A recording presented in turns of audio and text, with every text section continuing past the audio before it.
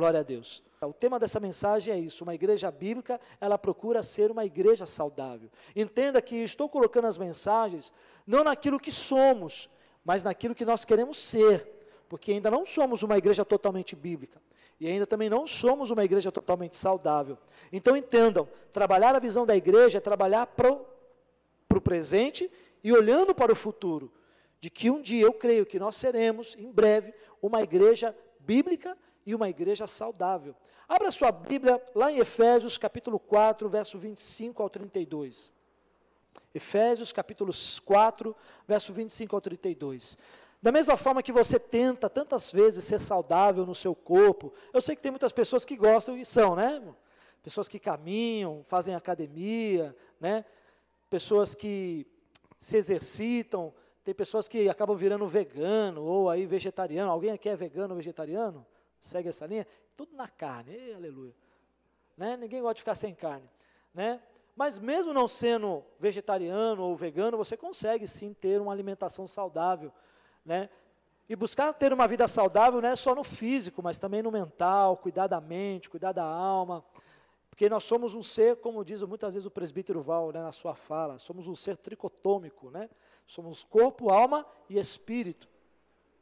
Mas hoje eu quero falar, e quando eu falo aqui hoje, queridos, como uma igreja bíblica que busca ser uma igreja saudável, entenda, eu falo de igreja no sentido templo, comunidade, nós nos reunimos aqui na comunhão, como também eu e você individualmente, porque somos a igreja de Cristo. Aonde nós estamos inseridos, ali somos a igreja. Então a igreja não é só o templo, a igreja também sou eu e é você. Mas então você vai levar esta mensagem de hoje para esses dois contextos, para o contexto de uma igreja de comunidade, para aquilo que nós estamos almejando em ser, como também para a sua vida particular. Então olha aí, Efésios 4, 25 ao 32, amém? Todos acharam aí? Oh, glória! Todos trouxeram a Bíblia aí? Nós estamos num propósito, cadê? Levante a espada aí, meu irmão. Amém. Para você que chegou agora, nós estamos com um propósito de mês, de todo o culto, trazemos a nossa Bíblia física, amém? É ela de verdade, não só o celular, amém? Glória a Deus. Então diz assim, verso 25, portanto, cada um de vocês deve abandonar a mentira e falar a verdade ao seu próximo, pois todos somos membros de um mesmo corpo. Quando vocês ficarem irados, não pequem, apaziguem a sua ira antes que o sol se ponha, e não deem lugar ao diabo. O que furtava, não furte mais, antes, trabalhe, fazendo algo de útil com as mãos, para que tenham que repartir com quem estiver em necessidade. Nenhuma palavra torpe saia da boca de vocês, mas apenas o que for útil para edificar os outros, conforme a necessidade, para que conceda graça aos que ouvem. Não entristeçam o Espírito Santo de Deus, com a qual vocês foram selados para o dia da redenção. Livrem-se de toda a amargura, indignação e ira, gritaria, e calúnia, bem como de toda maldade. Sejam bondosos e compassivos, em algumas traduções está misericordiosos, uns para com os outros, perdoando-se mutuamente, assim como Deus os perdoou em Cristo. Amém? Glória a Deus. Feche os teus olhos, Pai, em nome de Jesus. Nós estamos aqui diante da Tua presença, Pai, para ouvir a Tua palavra, para sermos tocados, ministrados, mas acima de tudo, também exortados por Ti. Queremos uma mudança. O que nós estamos falando aqui é algo que já podemos trazer para o presente, olhando para o futuro, Senhor, de vivermos conforme a Tua palavra. Fala com cada um aqui conforme a sua necessidade, e que esta palavra encontre, Pai, ali um terreno fértil, para que ela possa ali ser lançada nesse solo, e possa germinar e dar frutos no seu tempo, para a honra e para a glória do Teu nome.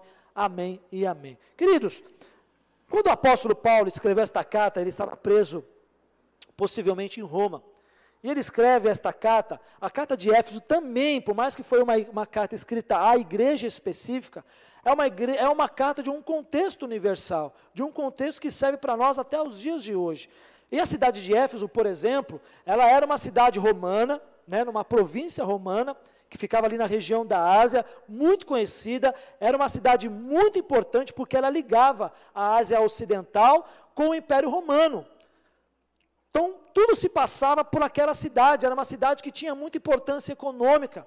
Era uma cidade que tinha uma estrutura, que tinha ali um porto que tinha muito movimento. Era uma cidade muito próspera, era uma cidade muito abençoada ali no sentido, em tudo, filosófico, no sentido financeiro, no sentido da sua importância. Não era qualquer cidade. Até na questão da religião, ela tinha ali uma grande ligação religiosa, a cidade de Éfeso. Até porque ali ficava, como todos sabem, um grande templo construído à deusa Diana, né? E foi até considerada uma das grandes maravilhas do mundo antigo. Então pensa, era uma cidade importante economicamente, uma cidade importante financeiramente, comercialmente e também religiosamente. Então ali também haviam judeus que saíram, né, quando Jerusalém foi destruída pelo próprio Império Romano, e ali muitos judeus foram para lá, então muitos estavam ali. Então era uma cidade de suma importância, e o Evangelho de Cristo chegou àquela cidade de uma forma muito poderosa através do Espírito Santo, e também por aquilo que fez através da vida do apóstolo Paulo. E o apóstolo Paulo, ele ficou ali na cidade de Éfeso também, por um longo período, estabeleceu ali o seu ministério, e ali na cidade de Éfeso, mesmo com toda essa questão religiosa, pensa, meu irmão, era uma cidade muito idólatra, por haver ali um templo da deusa Diana. Era uma cidade, por questão também romana, por questão de gregos, que traziam as filosofias, que traziam ali as questões humanas. Era uma cidade muito idólatra, muito mesmo. Então imagine a dificuldade para Paulo e aqueles que foram se convertendo em pregar o Evangelho. Mas Paulo, pelo poder do Espírito Santo, ali não se entregaram a essas questões e começaram ali a expandir o Evangelho de Deus, começaram a levar o Evangelho de Deus ali a toda a cidade de Éfeso. E é interessante, por exemplo, a cidade, muitos ali dentro da cidade, por conta do templo de Diana, tinham a sua dependência na questão da religião. Muitos dependiam da religião ali naquele lugar. Então imagine Paulo pregando o Evangelho totalmente contra a idolatria, contra aquela religião. Quantos homens ali que ganhavam em cima da religião não começaram a perder financeiramente, não começaram ali a ter falências naquele lugar, porque o Evangelho de Cristo avançava através de Paulo, e ali muitos estavam perdendo dinheiro. Então foi muito levante, mas Paulo conseguiu ali conscientizar, levar o Evangelho, levantar uma comunidade ali forte, uma comunidade que amava a Deus, uma comunidade que tinha os dons, que tinha os frutos do Espírito, e ali caminhavam pregando o Evangelho.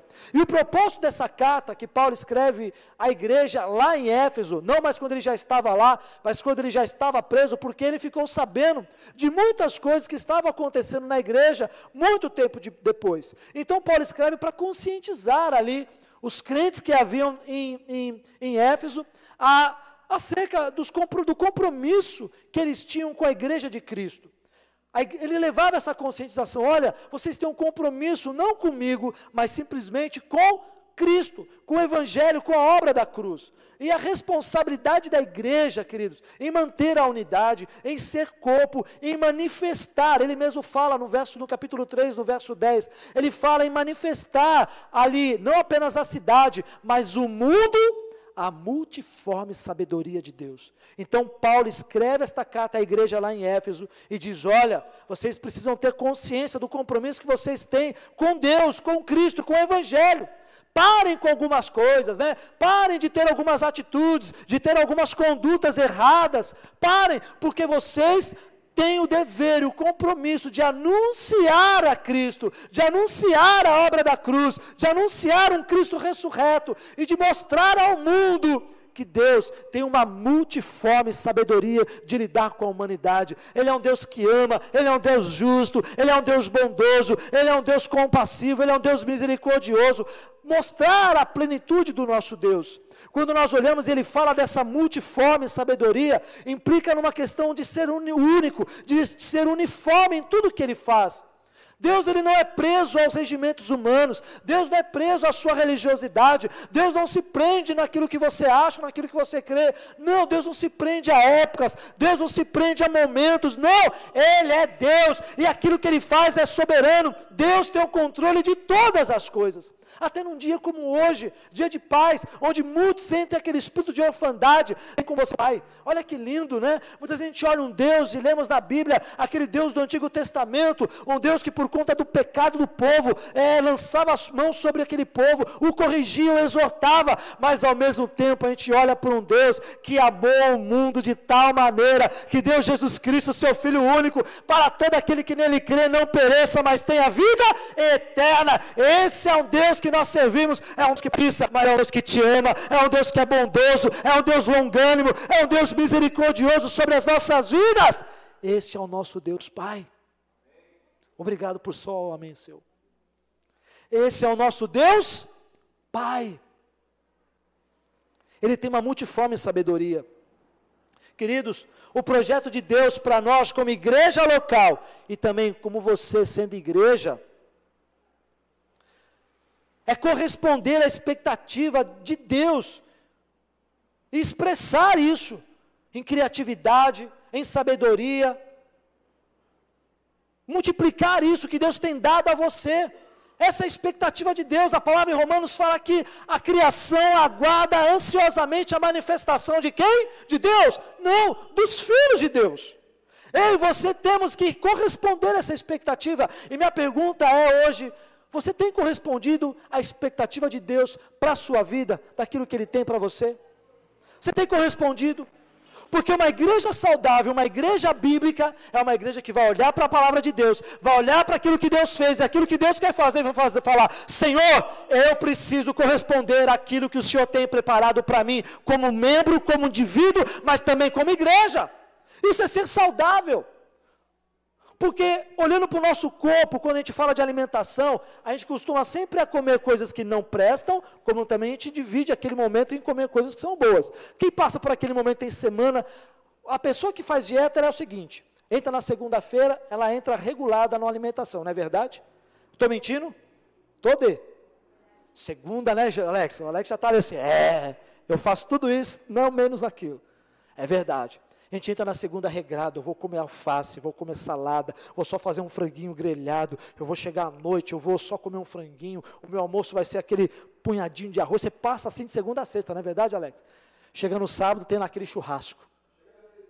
Já chega na sexta-noite, já pede a pizza, já pede a pizza, põe aquela Coca-Cola gelada, aquela Pepsi em cima ali, e fala, ai Deus que me perdoe, mas é o tempo do lixo. Já percebeu como a gente é divergente?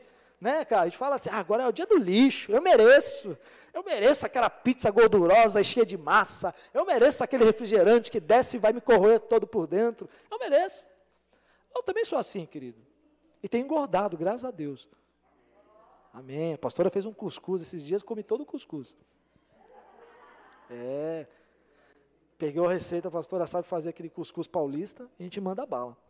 Queridos, ser saudável, percebe que a gente não consegue, até mesmo, são poucas as pessoas que conseguem manter uma vida saudável, são poucos, muitos conseguem. Então, para o mundo espiritual, para a obra de Deus, nós também precisamos, queridos, trilhar um caminho, que precisamos ser saudáveis como igreja. E a forma de ser saudável espiritualmente e cumprindo o chamado de Deus para a nossa vida individualmente e como igreja, para o bairro e para a cidade e para a nação, eu preciso trilhar um caminho que eu vou precisar adotar novas posturas, postura de pessoas que nasceram de novo. Diga para o seu irmão, você nasceu de novo? Alguém me arruma um pouquinho de água? Por favor. Você nasceu de novo? Então você precisa ter uma nova postura. Não é assim na alimentação? Quando você tem, não é uma postura, ou você acha que é um milagre, simplesmente que vem do céu, você só ficar comendo salada e grelhado. É uma postura, é uma disciplina, é um domínio próprio, é um dos frutos do Espírito que você precisa ter e olhar e falar, opa, hoje vai ter um churrascão na casa do meu pai, vai ter picanha, vai ter filé mignon, vai ter aquela alcatra, vai ter aquela panceta toda gordurosa que você come ali, já ganha ali não sei quantas porcentagens de colesterol na sua veia, já quase entope, volta para casa, quase tendo infarto. Né, Elisol? Aquela costela que você fala que derrete assim.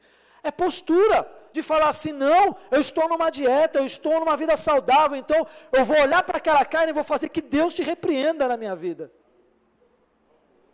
Logo eu, né, Elisvaldo? Meu irmão, eu estou fazendo um jejum de chocolate. Meu irmão, é difícil.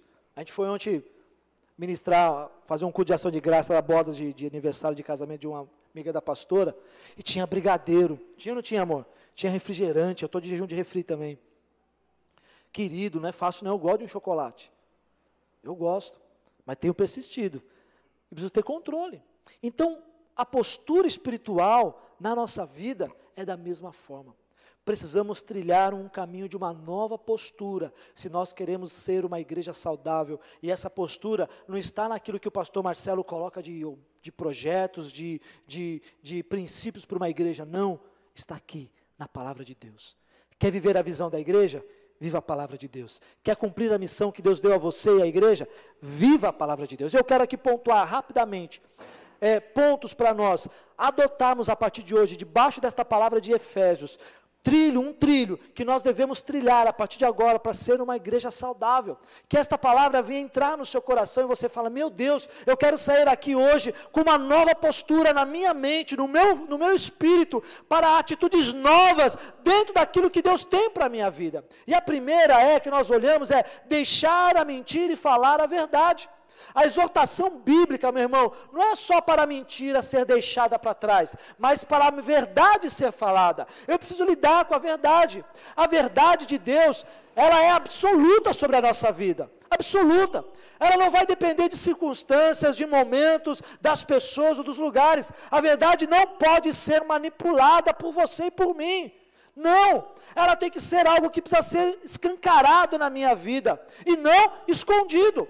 Somente a verdade, meus amados, legitima uma verdadeira vida cristã. Viver de acordo com a palavra é viver de acordo com a verdade. A Bíblia lá em Colossenses 3:9 diz, não mintais uns aos outros. A mentira, traduzida do grego, pseudo, representa qualquer tipo de desonestidade, que é vivida ou que é falada. É você viver algo que realmente não é verdade, ou você falar algo que não é verdade. Não há nada, queridos, melhor que represente o diabo do que a mentira. Mas também não há nada que represente mais a Deus do que a verdade. Quem ama e pratica a palavra de Deus, ele pratica a verdade. Ele está sob o domínio da verdade. Se você está debaixo da verdade, pratica a verdade, você está debaixo da palavra e da vontade de Deus sobre a sua vida. Precisamos ter cuidado com aquilo que nós falamos e da forma como nós vivemos. Não podemos viver uma mentira e falar a mentira, mas Deus quer que venhamos a ter uma conduta da verdade. Nós ocultamos muitas coisas, nós deixamos escondido muitas coisas. E que muitas vezes, como nós lemos lá em Efésios, nessa carta agora, que fala bem no final, não entristeçais o Espírito Santo de Deus. Então, se queremos ter uma postura nova, uma postura correta a partir de agora, de sermos uma igreja saudável, é deixarmos a mentira e falarmos a verdade. Sermos transparentes naquilo que nós estamos vivendo um para com o outro. Sermos ali reais naquilo que está acontecendo, naquilo que como igreja precisa crescer, naquilo que como eu e você individualmente precisamos lidar. Falar com a verdade, porque quem está debaixo da verdade está sob o domínio absoluto da vontade de Deus. Absoluto. E é uma verdade, a Bíblia diz isso, que o pai da mentira é quem? É o diabo.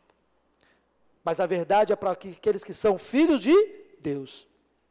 Então o pai te adotou para você ser filho, mas um filho da verdade. Esse é o primeiro ponto. Vamos mudar a nossa conduta, uma conduta de deixar a mentira, porque Paulo já começa exortando a igreja exatamente nisso. Deixai toda a mentira. Deixai. Abandone. Vamos viver a verdade. É aquilo que Deus quer, a nossa primeira postura. A segunda é deixar a ira. E a ira hoje, a falta de domínio próprio, domina muitas características do nosso ser. A gente se ira no trânsito, a gente se ira em casa, a gente se ira no trabalho, a gente se ira nas escolas, a gente se ira por qualquer coisa. Nos iramos como um joguinho não funciona, a gente se ira quando o celular trava. Eita, verdade, né? Quando a Bíblia diz, quando vocês ficarem irados, não pequem, que é uma verdade, ela está falando de dois tipos de ira aqui. A primeira é uma ira permitida, uma ira no sentido de injustiça, de uma questão natural. Sabe quando você vê de repente aquela criança, É só você ir para as notícias, tipo do da Atena e para o Bart e para outros lá, você vai ver só tragédia. Aí você vai ver mãe pai espancando filho. Gente, sobe ou não sobe uma ira quando você vê casos de pessoas que abusam de crianças? Sobe ou não sobe uma ira? Aquela raiva que se você vê o cara na sua frente, você tem vontade de fazer o pior ali com ele. Existe essa ira permitida, essa ira quando a gente tem uma indignação, quando a gente se sente injustiçado por alguma atitude, por algum ato que vá contra a palavra de Deus. É uma indignação justa. Porém, meus amados, essa ira não pode ser mais alimentada por nós, ao ponto de fazer com que a nossa atitude faça-nos pecar. Por quê? Nós lemos que apaziguem a sua ira antes que o sol se ponha. Nunca permita com que a sua ira vá até o final do dia. Com aquela ira se torne algo em uma conduta, em uma atitude sua. Uma rebelião contra Deus. Não podemos abrir portas, meus amados, para que o diabo entre em nossa vida e a ira, a falta de domínio próprio, uma conduta de se irar com o irmão. Aquele irmão está lá em pé na porta, que raiva, era para mim estar lá. Aquele irmão está tocando bem, que raiva, era para mim poder tocar. Que raiva porque hoje o pastor que está pregando, ou que raiva porque é fulano de tal que está pregando. Que raiva disso, que raiva daquilo. Para, meu irmão, que esta raiva não se transforme em uma conduta maledizente da sua vida. E a ira é uma coisa que cega a gente mentalmente. Já viu aquelas pessoas que do nada assim, elas partem para cima e vão para agressão, até o ponto de poder correr o risco de matar alguém? Já viram assim, pessoas assim? Não sei se você já teve essa oportunidade de, irmão, tem pessoas que relatam que quando ela se torna tão irada, parece que tudo se apaga nela. Aí alguém vai falar para ela assim, meu Igor, você viu o que você fez? Eu não lembro. Meu irmão, isso até é espiritual. Porque pode haver uma possessão demoníaca quando a pessoa não tem uma consciência do que ela fez naquele momento. Por quê? Quando eu dou vazão à minha ira, eu estou dando vazão para o pecado entrar e para que o diabo entre e faça algo através de mim contra alguém. E essa ira é a ira carnal, a indignação carnal. É dessa ira que Paulo está escrevendo aqui para Efésios. E esta ira que Tiago fala lá em Tiago 1:20, a ira do homem não produz a justiça de Deus. A ira, meus irmãos, expressada por palavras que são ásperas, nocivas, que vão machucar alguém. A palavra trata isso como um julgamento que você faz a alguém. Sabe quando você se ira com alguém? Eu estou irado com o Mateus. Mateus, seu idiota, seu ridículo, você é isso, você é aquilo, eu vou fazer isso com você, que você fica até assim, meu Deus, isso é ira, isso é pecado. Você não é nada disso, tá, Mateus? Tu és uma bênção, viu, filho? Uma bênção mesmo. Mas quantos de nós já não perdemos a estribeira e falamos um monte de coisa que não era para ter falado aqui? Quem já cometeu isso? Eita, manto, hein? Senhor, dá-nos domínio próprio. Dá-nos domínio próprio, é a conduta de um cristão. É a conduta que como igreja saudável, e meu irmão, a ira, ela é totalmente ruim para nós. É um mal para a nossa vida se irar. Faz mal para o seu físico. Tem gente que se ira, pode ter um ataque do coração. Tem gente que na ira ataca a gastrite. E gozado, eu tenho gastrite, mas não é porque eu me iro tanto. Eu sou irado? Não. Mas é por causa do refrigerante, ansiedade. Controle a vossa ira. Não sermos irados é uma conduta que nós temos que ter como igreja saudável. Como seguidores de Jesus, meu irmão, nós temos que substituir a ira e simplesmente entender que os atos de Jesus, os atos de Deus, são importantes sobre a nossa vida. Então remova a ira do seu coração, remova a ira aquilo que esta ira pode trazer de ação para a sua vida, uma ação pecaminosa, uma ação errada. Limpe a sua alma, deixe ela pronta para desenvolver o poder do Espírito Santo em sua vida, porque se você dá lugar à ira, você está tirando daquele lugar o Espírito Santo de Deus, o amor de Deus sobre a sua vida. Então, deixa a ira. Se você não tem esse domínio sobre a sua ira, hoje Deus está te ensinando e quer te levar a você controlar e ser um apaziguador, não aquela pessoa irada. Não, e o domínio próprio hoje é um dos frutos do Espírito que nós, como seres humanos, mais precisamos pedir a Deus para dar, Alex. E quanto mais nós pedimos a Deus para nos dar, mais momentos, mais circunstâncias Ele dará a mim e a você para controlarmos a nossa ira. É ou não é verdade? Você pede paciência, o que Deus faz? Vai dar circunstâncias, situações para você ter controle sobre a sua paciência. E nos dias de hoje é o que nós mais precisamos. Então, se queremos ser uma igreja saudável, primeiro, deixe a mentira e fale somente a verdade. Segundo, deixe a ira. A ira, meu irmão.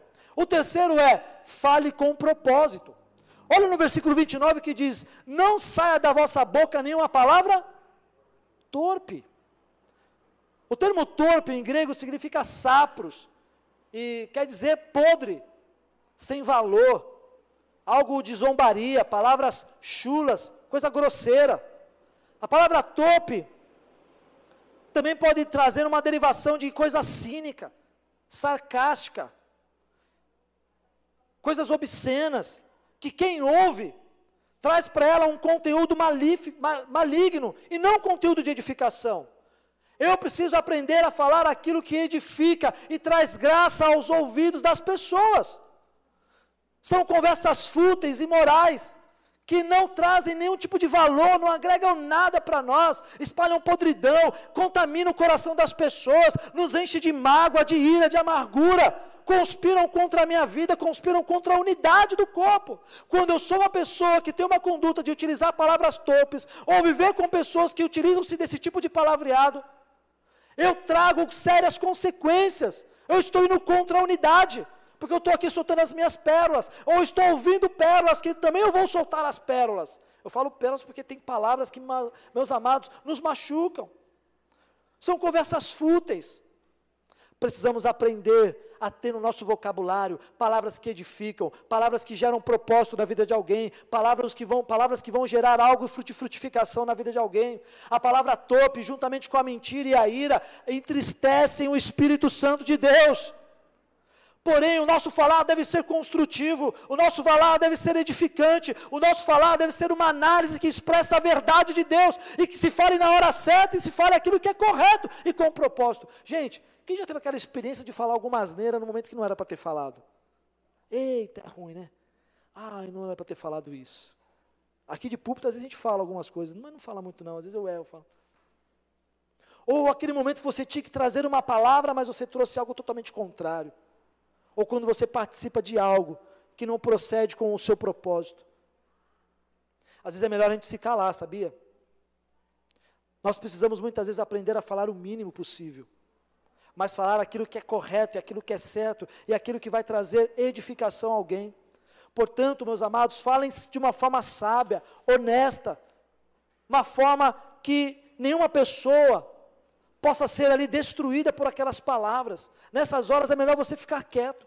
Então, se nós queremos ser uma igreja saudável, meu irmão, isso é uma verdade. O que destrói, lá em Tiago fala da língua, lê lá depois Tiago 3, fala sobre a língua. A língua ela é um órgão muito pequeno, mas ela tem o poder de destruir uma cidade, de destruir igreja, de destruir família, de destruir situações.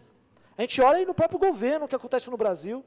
A gente olha o que acontece na nossa própria família. A gente olha o que pode acontecer em igrejas. Eu já fiquei sabendo de igrejas que foram destruídas por fofoca, por calúnias, que são faladas, geradas, que algum maligno solta, e aquilo ali vai destruindo a igreja. Destruindo. A palavra torpe, ela pode destruir o propósito de Deus estabelecido para uma igreja, e para a sua vida e para a sua família. Quantas pessoas talvez já não foram? Alguém aqui já teve essa experiência de ser atingido por calúnia, por mentira? Quem já teve essa experiência? É muito ruim, não é? Você se sente muito mal. Você se sente o pior dos piores. Porque parece que as pessoas acreditam naquela calúnia e não acreditam em você, não acreditam no propósito que Deus tem na sua vida. E meus irmãos, é só Deus para ter misericórdia, para depois ir limpando essa calúnia, porque aquele que lançou a calúnia, ele não vai ter ali o dever, ele não vai ter ali a hombridade e a responsabilidade cristã de desconstruir aquilo que aquela pessoa, por uma palavra torpe, construiu. Eu já vi igrejas sendo destruídas por conta de fofoca e de calúnia. Então, a palavra sem propósito, que só tem um dever de destruir, de trazer contenda, dissensões, facções, ela traz e destrói a unidade do corpo de Cristo. E pode destruir você também e a sua família. Então, meu irmão, quando for falar com alguém, cuidado com o que você fala. Quando você for levantar a mão para falar numa reunião, ou falar, cuidado. Cuidado, e até mesmo, pastor, mas eu vou no particular e falo, sim, você pode ir no particular e falar, mas até no particular, você tem que saber o que falar e como falar, Alex. Como eu vou proceder com aquela pessoa, sem ira, sem mágoa, sem ressentimento, sem palavras que vão destruir o coração dela, mas com palavras que vão edificar o coração dela, querido. Então, se queremos ser uma igreja saudável, meu irmão, nós temos que caminhar falando e edificando as pessoas, falando aquilo que é a verdade para elas. Eu tenho que ser verdadeiro, então não. O provérbio fala que aquele que fala com muita sinceridade, se achando a sinceridade, isso não é correto. Provérbios também exorta aquela pessoa, o sincerão. Quem conhece? Quem tem amigo sincerão? Fala cada uma, né, Dê? Aí você fala assim, legal ser sincero, mas tem hora que, né, Dê? Menos. Quem tem amigo assim sincerão mais aí? Tem, Elisvaldo? Tem, Rô? Sincerão, né? Eu falo mesmo, eu não estou nem aí. Ele não fala assim? Mas eu sou assim. Meu irmão, a gente tem que ter cuidado com as nossas palavras. Cuidado com aquilo que a gente fala. E como nós falamos. Isso faz todo um efeito. A gente olha assim o pastor Márcio Valadão, né? Quem conhece aquele senhorzinho. Nossa, você vê na atitude dele que ele é manso. Imagine, né, sendo exortado por ele. Que bênção, né? Deve ser aquela coisa maravilhosa, assim. Acho que você sabe assim, não, eu vou mudar de vida, eu preciso mudar de vida. Então, queridos, para uma igreja ser saudável, que haja entre nós como comunidade, palavras que edificam, palavras que libertam, palavras que constroem algo, que constroem pontes, e não que levantam muros, que não tragam discórdia, que não tragam fofoca, que não tragam contenda, que não tragam maledicências, e nem tragam ira sobre nós. O penúltimo ponto é que precisamos nos livrar de toda amargura. Paulo fala uma lista de ações, meus irmãos, próprias do Velho Homem, hábitos negativos, que vão totalmente contrário a uma nova vida em Cristo. Então Paulo está dizendo assim, livre-se de toda amargura, indignação, né, que é aquela ira, a gritaria, a calúnia, bem como toda a maldade. Olha, Paulo está listando aqui aquilo que você era quando você estava no mundo. Porque quando você estava no mundo, você era uma pessoa amargurada. Quando você estava no mundo, você era uma pessoa indignada, que se irava, e alguns ainda se iram como crentes. Vivia numa gritaria, e ainda tem famílias que vivem na gritaria.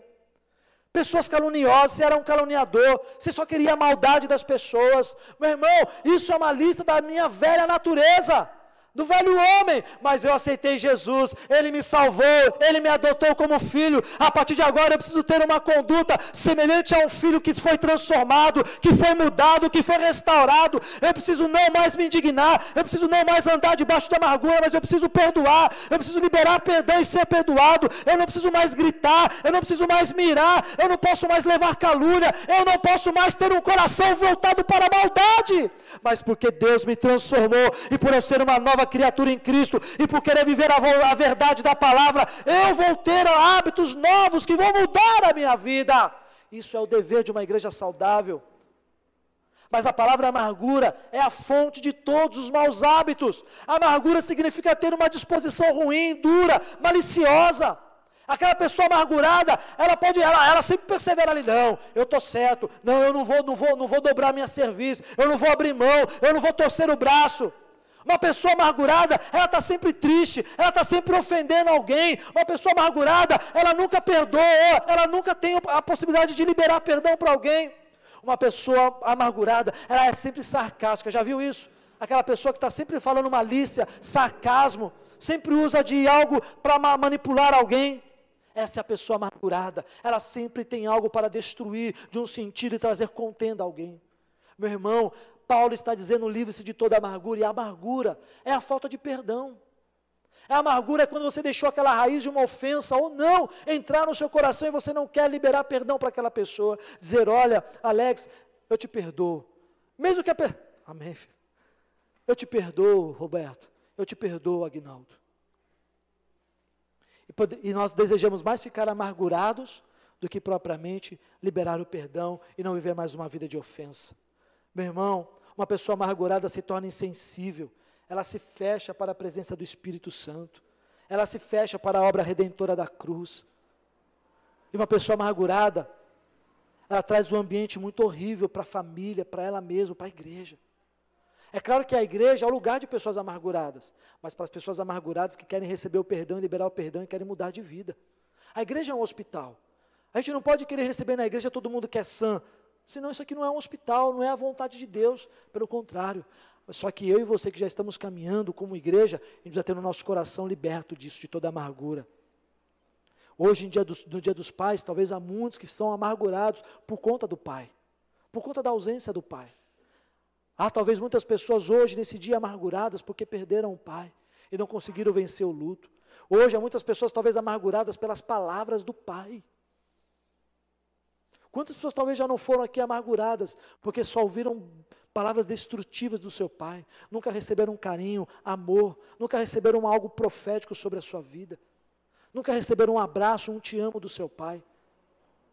Isso é amargura que vai gerando contenda. Você está sempre brigando com seu pai, sempre brigando com seu pai, sempre discutindo com o seu pai. Eu e a pastora, a gente está assistindo uma série de adolescente, vou abrir o jogo aqui, muito interessante. A série é de 1999, da minha época, meu irmão. As roupas que eles vestem é da minha época. E é muito interessante, você vai observando algumas coisas dos personagens, das adolescentes, todos ali têm problema paternal. O personagem principal, o pai e a mãe são separados. E em alguns episódios ele fica muito indignado com o pai, pelo fato do pai não perceber algumas coisas e permitir que haja o divórcio. Ele lembra que em um dos episódios ele fala para o pai assim: é você que tem o dever de salvar essa família, tipo, faz alguma coisa para você salvar a família, salvar ele, é filho único. Mas o pai, por conta do seu orgulho, não faz isso. Uma outra moça que é despirulada, sai com todos os homens e todos os adolescentes, também não tem pai. Foi abandonado pela mãe e é criada pela avó. E ela mesma fala que não acredita em Deus. Um outro rapaz personagem, o pai é policial. Mas em alguns episódios que o pai apareceu, é perceptível que ele é totalmente amargurado com o pai. Ferido com o pai. Ao ponto do pai elogiar o amigo e que discriminá-lo. Paternidade. Paternidade. E isso gera o quê? Amargura. E a gente vai levando a nossa vida e a nossa conduta cristã debaixo da amargura, queridos. Amados, isso é ruim. Isso é ruim para o ambiente da igreja. Isso é ruim para o ambiente da sua família. Isso é ruim para você. Então mude a sua conduta. E último ponto. Se queremos ser uma igreja saudável, nós precisamos ser bondosos e misericordiosos. Diga para o seu irmão, seja bondoso e misericordioso. Ambos são frutos do Espírito, que nós devemos praticar. E é uma relação muito íntima entre bondade e misericórdia. Mas são diferentes. Apesar desta relação muito estreita e prática, elas são diferentes. A misericórdia, meu irmão, tem a ver com o sentir, ou seja, é uma disposição do nosso interior de sermos misericordiosos, de sermos guiados pelo Espírito Santo. Quando eu olho alguém padecendo, passando por situação difícil, vem algo no meu interior que eu tenho misericórdia daquela pessoa. Agora a bondade tem a ver com a prática. Ou seja, é a misericórdia em ação. Quando eu sou uma pessoa misericordiosa, de verdade, eu vou colocar a misericórdia em ação através da bondade. A verdadeira bondade, meu irmão, não é meramente impulsiva. Só porque todo mundo está fazendo, eu vou fazer, não. Mas ela é racional, ela é atenciosa, ela está em vários momentos. A bondade deve estar à disposição e dedicar tempo das nossas vidas. Precisamos dedicar tempo a isso. E não existe bondade, meu irmão, sem misericórdia, mas não existe misericórdia sem bondade. Não existe. Deus está nos chamando, se queremos ser uma igreja saudável, nós precisamos caminhar com uma conduta nova sobre as nossas vidas. Deixar a mentira, deixar a ira, deixar a amargura. Sermos bondosos e misericordiosos para com o próximo e para com as pessoas que precisam. Eu quero te convidar a ficar de pé nesta manhã.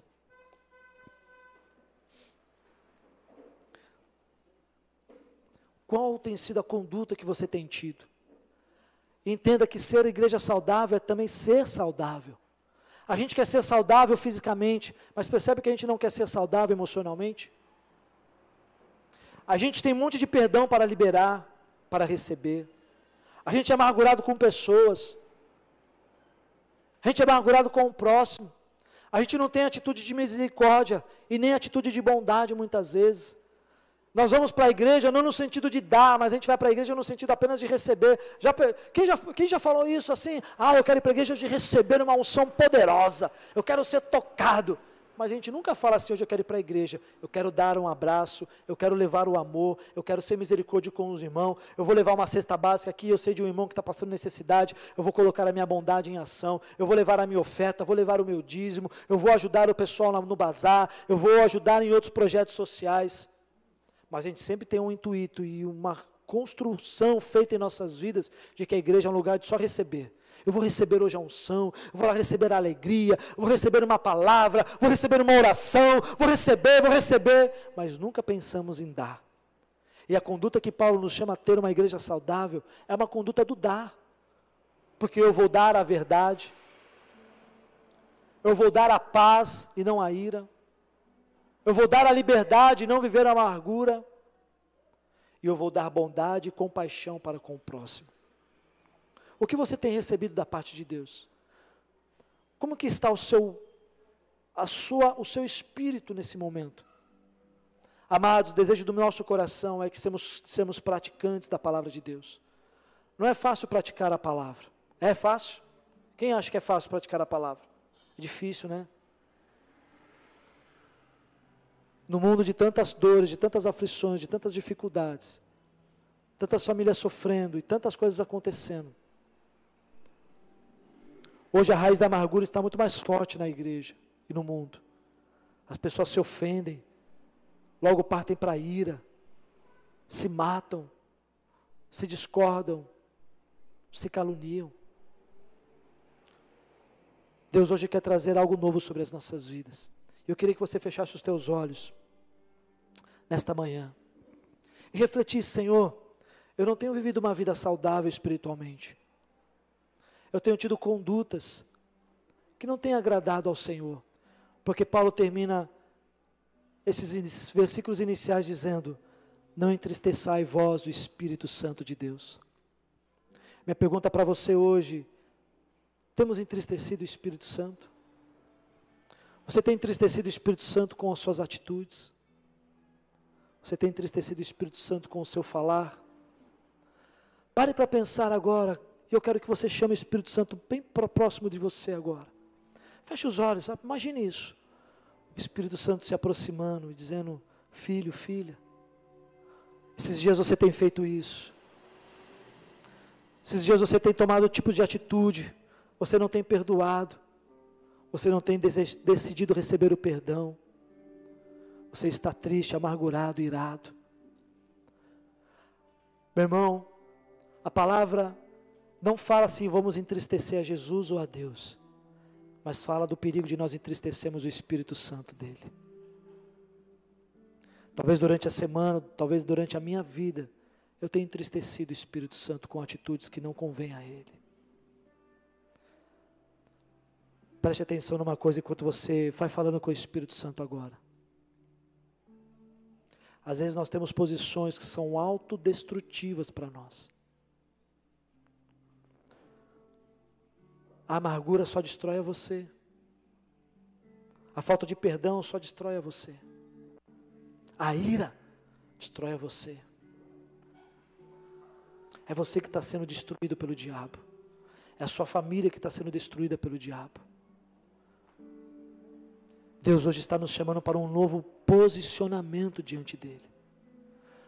O Espírito Santo está aqui e ele está ministrando algo no meu coração. Que antes de pedirmos perdão, talvez para pessoas, para pai, para mãe, para filhos e para tantas outras pessoas, de talvez refletirmos da nossa ira, Ele está nos direcionando para nós pedirmos perdão para o Espírito Santo nesse momento. Fala com Ele agora, meus irmãos, fale com Ele. Diga assim: talvez, Espírito Santo, eu tenho mentido, eu não tenho sido verdadeiro.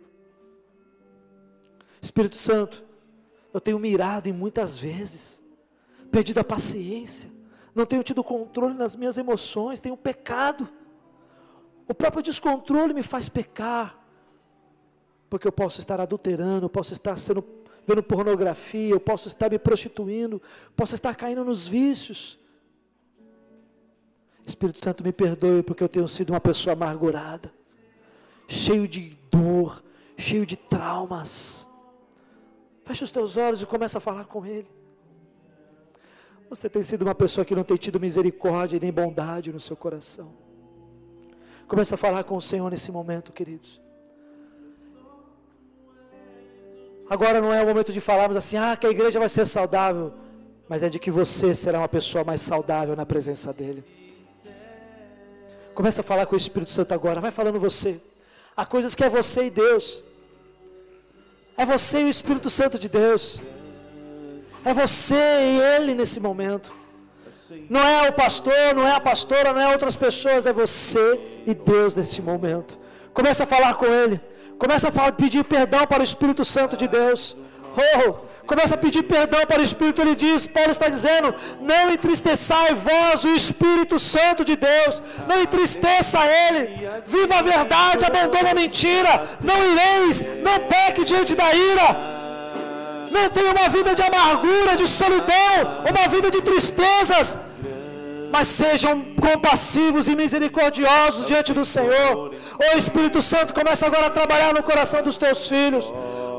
Começa agora a ministrar no coração de cada um nesse momento. Xeriandalabás, eu quero convidar você. Se você sente que nesse momento você precisa trilhar uma conduta, uma vida reta diante do Senhor, se você quer viver a conduta da verdade do Evangelho, da verdade que te liberta, meu irmão, todos nós temos essas dificuldades que foram faladas aqui nesta noite. Temos dificuldade em perdoar, temos dificuldade em liberarmos perdão. Mas hoje o Senhor quer te libertar de males que vêm sobre a sua vida. Como você tem andado? Como você tem andado diante do Senhor? Todos nós estamos suscetíveis a essas questões, a essas condutas. O Senhor vai falando com o Espírito Santo. Deixa o Espírito Santo ministrar ao seu coração. Aleluia. Amados, essas coisas são comuns, infelizmente, em nosso meio. Nós mentimos, nós nos iramos, nós nos sentimos muitas vezes amargurados, pecamos contra o Espírito Santo de Deus. Mas eu quero fazer um convite à igreja agora. Se você tem cometido muitas vezes uma dessas coisas, tem tido dificuldade de romper isso na sua vida, eu quero te convidar a vir aqui agora diante do altar do Senhor. Eu quero orar por você. Isso não é ruim falar, nossa, eu vou me expor, não. Porque eu também muitas vezes já me irei. Eu também muitas vezes já pequei contra o Espírito Santo e entristeci a Ele. Mas uma mudança em nossa vida só começa com uma postura nova. E Deus quer que você tenha uma postura de vir à frente e falar, Senhor, a partir de hoje eu quero uma mudança radical na minha vida. Eu quero abandonar a ira, eu quero abandonar a amargura. Vem aqui na frente, isso não é pecado não. Você está envergonhando o diabo. Você está envergonhando o inferno. Porque o inferno, quando a gente comete essas coisas, sabe o que ele fica te falando? Viu? Você não merece o perdão porque você é amargurado. Viu? Você se irou. Viu? Você entristeceu, fica te culpando. E você fica levando culpa sobre a sua vida. De que você não pode fazer algo para o Senhor porque você está assim ou você fez aquilo. Mentira do diabo. Você tem o perdão de Deus sobre a sua vida. Então vem aqui, querido. Queremos orar por você, interceder por você nesse momento. Pedir pela misericórdia de Deus sobre a sua vida. Não deixar a ira dominar vocês. A amargura, as contendas. Jesus, isso é lindo. Vocês decidiram, com essa conduta, estão dizendo assim, eu não vou mais entristecer o Espírito Santo. E mesmo que eu vier a entristecer o Espírito Santo, eu sei o caminho da redenção. Xerabalás. Igreja, levante as mãos e comece a orar e comece a adorar ao Senhor. Queremos orar por esses amados irmãos. Então você que está aqui na frente, eu quero que você comece agora a pedir para o Espírito Santo. Eu quero pedir para o Espírito Santo. Quero pedir para o Espírito Santo. Comece a pedir ao Espírito Santo, me perdoe, porque eu caluniei, porque eu menti, porque eu agi de falsidade, porque eu tive uma conduta que não agradou a Ti. Peça perdão, reconheça que você anda amargurado. Reconheça, meu irmão, a melhor libertação é reconhecer diante de Deus que você se entristeceu, que você está amargurado, que você está pecando contra Ele. Abandone a mentira, a falsidade, Ei, Espírito Santo, agora vem libertar essas vidas, vem trazer paz, vem trazer, Jesus, libertação. Eles estão decidindo: eu quero viver uma nova vida em Cristo, eu quero ter uma nova conduta. Ei, xaralabás, vem com o espírito de paz sobre essas meninas. Ei, que a tua mansidão, que a tua alegria renove esta aliança, renove, Pai, o coração delas, que elas sejam cheias da tua graça, cheias da tua misericórdia, cheias do teu perdão.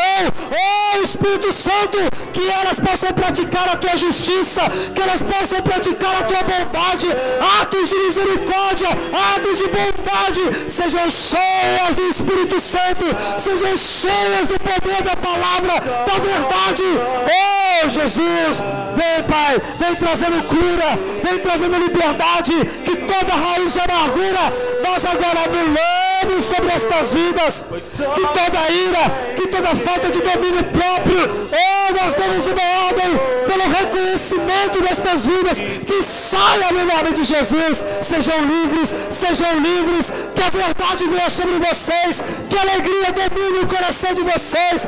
Oh, eu te ordeno no nome de Jesus, seja livre, oh, os seus pés caminharão pela verdade, os seus pés caminharão na verdade, o Senhor te levará a lugares que você nunca imaginou ir, o Senhor te levará a lugares que os teus pés nunca pisaram, porque você está levando a palavra do Evangelho, você está levando a verdade sobre a sua vida. Seja cheia da presença dEle, da plenitude, da virtude do Espírito Santo sobre a sua vida. Oh, vai fortalecendo agora. Ei! Que toda amargura no coração, no espírito e na alma, nós agora anulamos. Seja livre, que brote agora alegria, que brote agora uma visão celestial daquilo que o Senhor vai fazer ainda. Ele ainda está para fazer e não fez, porque tem coisas que estavam no seu coração, mas hoje Deus está arrancando. Uau! Deus está arrancando, Deus está tirando, Ele vai começar agora a colocar palavras novas. Oh, palavras que Deus está. Santo és tu, Senhor. Oh, papai, levante suas mãos, queremos te agradecer, Deus, pela tua palavra. Queremos ser uma igreja saudável, pessoas saudáveis. Não queremos levar sobre nós cargas que não são nossas. Não queremos levar julgos que não são nossos. Não queremos nos envolver com a mentira. Não queremos nos desenvolver, Pai, com a ira. Não queremos nos envolver mais com as palavras torpes. Se saíam palavras de maldição, de calúnia da nossa boca, que estas palavras sejam canceladas, mas que haja em nossos lábios o cântico novo, que haja em nossos lábios palavras de vida, palavras de edificação, de transformação, e que toda a raiz de amargura saia da nossa vida, mas que possamos ser pessoas bondosas e misericordiosas e cumprir a tua verdade. Obrigado, Senhor. Você pode aplaudir ao Senhor, meu amado. Aplauda Ele mais forte, aleluia. Glória a Deus. Aleluias.